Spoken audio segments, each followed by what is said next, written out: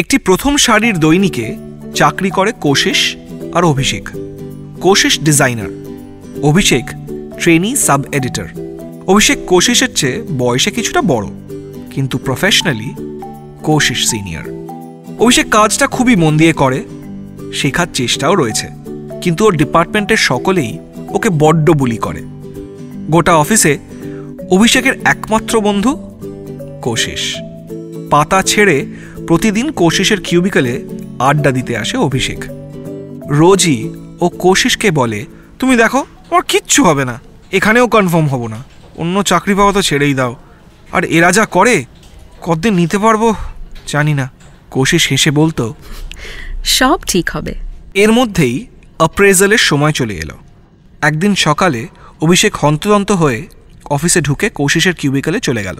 গিয়ে দেখল ওখানে অনেক লোক। একটা ডেমো পাতায় অভিষেক লিখল, আজ দেখো আমার কনফার্মেশন হবে না। পাতাটা বাড়িয়ে দিল কোশিশের দিকে। কোশিশ তার নিচে লিখল, আমি বলছি হবে। এই ঘটনাটার 10 বছর কেটে গেছে। অভিষেক দিল্লিতে একটি ন্যাশনাল নিউজ চ্যানেলে বড় পজিশনে চাকরি করে। কোশিশ এখনও সেই দৈনিকের ডিজাইনার। একদিন অফিসের ড্রয়ার গোছাতে গিয়ে অভিষেকের লেখা সেই পাতাটা পেল কোশিশ। একটা ছবি তুলে অভিষেককে হোয়াটসঅ্যাপ করল।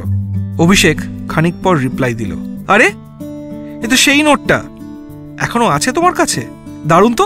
কোশিশ লিখল, আমি তো জীবনে কিছুই বাতিল করতে পারি না, তোমার মতো গতিও আমার নেই, সবই রেখে দিই। অভিষেক সঙ্গে সঙ্গে রিপ্লাই দিল, আমাকে রেখে দিলে না কেন? একবারও বললে না কেন যে রেখে দিতে চাও?